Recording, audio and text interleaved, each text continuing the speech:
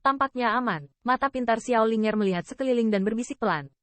Ah, Qin Yichen mengangguk, menatap Avril, yang telah pulih hampir dalam beberapa hari terakhir, dan berkata, karena mereka sudah pergi, aku juga harus pergi. Bisakah aku pergi denganmu? Avril bertanya dengan malu-malu kepada Qin Yichen. Mendengar ini, Qin Yichen tidak bisa menahan sakit kepala. Orang-orang Blood Monster Rache yang ditemui di sini jelas diarahkan ke Avril. Meskipun tampaknya mereka telah menyerah mencari di area ini, Qin Yichen yakin bahwa orang-orang itu tidak akan berhenti dengan mudah. Mereka sudah mulai dengan anggota Spirit King Room. Jika Avril kembali ke Spirit Rache, pasti akan menimbulkan masalah besar pada Blood Monster Rache. Oleh karena itu, jika bersama Avril, perjalanan pasti tidak akan damai. Tetapi, melihat kedua tangan yang memegang kedua orang itu bersama-sama, Qin Yichen tidak bisa menahan sakit kepala. Saya tidak tahu apa yang terjadi. Dalam beberapa hari yang singkat, bahkan tidak ada banyak komunikasi. Xiao Linger dan Ai Weier memiliki kecenderungan untuk bergabung bersama. Kakak Qin, mau kemana? Saya bisa memimpin. Seolah takut Qin Yichen akan meninggalkannya, Ai Weier berkata dengan cepat. Juga, bagaimanapun juga aku akan pergi ke Spirit Rache. Bahkan jika saya bertemu Blood Monster Rache, dengan Avril, setidaknya akan jauh lebih mudah untuk keluar. Memikirkan hal ini, Qin Yichen mengangguk tak berdaya. Bagus sekali. Terima kasih, Kakak Qin. Mendengar ini, wajah kecil Ai Weier penuh kegembiraan, dan mencium Qin Yichen sedikit, lalu dengan cepat kembali. Paman Qin, dari mana asalmu? Siapa yang membuat ramuan yang kamu berikan padaku saat itu? Mengapa itu bekerja dengan sangat baik? Petik 2. Dengan Avril Las, kesibukan Qin Yichen tidak monoton seperti sebelumnya. Apalagi dengan Avril, kata-kata Xiao Linger menjadi lebih melimpah.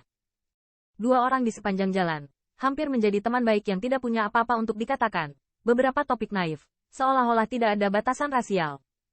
Hati-hati, ada bau tidak enak di depan. Itu orang-orang jahat sebelumnya. Dengan cepat bola balik di antara hutan. Tiba-tiba, angin sepoi-sepoi berlalu.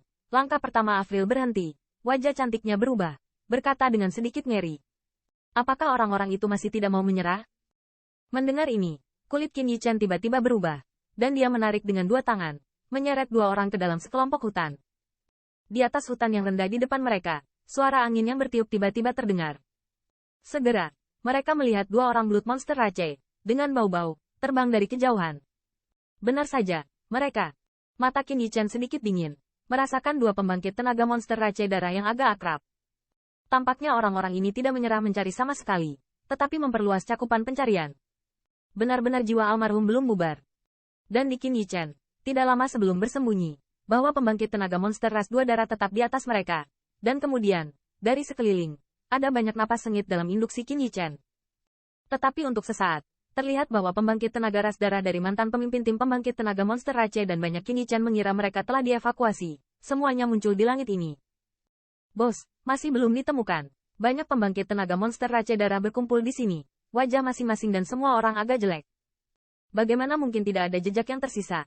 Mungkinkah mereka benar-benar melarikan diri? Alis pemimpin pasukan monster Rache darah terjalin erat, dan aura kejam tubuhnya terus mengalir. Dalam beberapa hari terakhir, dia tidak menyerah mencari sesaat.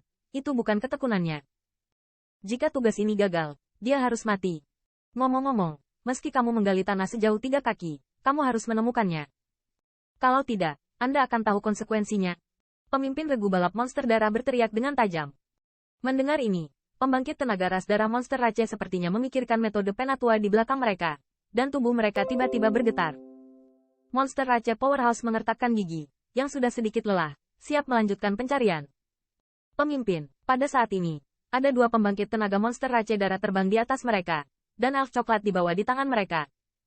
Pada titik ini, elf berambut coklat itu acak-acakan, rambutnya acak-acakan, dan darah biru menetes dari tubuhnya dari waktu ke waktu. Jika bukan karena payudaranya, itu akan membuatnya berpikir bahwa dia sudah mati. Sedikit cerah. Saat melihat elf berambut coklat itu, tiba-tiba Avril berteriak kaget. Buruk. Wajah Qin Yichen berubah. Dia dengan cepat menutup mulut Ai Weier. Siapa? Namun, gerakan Qin Yichen masih agak lambat, dan dia hanya bisa mendengar langit di atas langit, dan ada jeritan dari darah pemimpin monster Rache.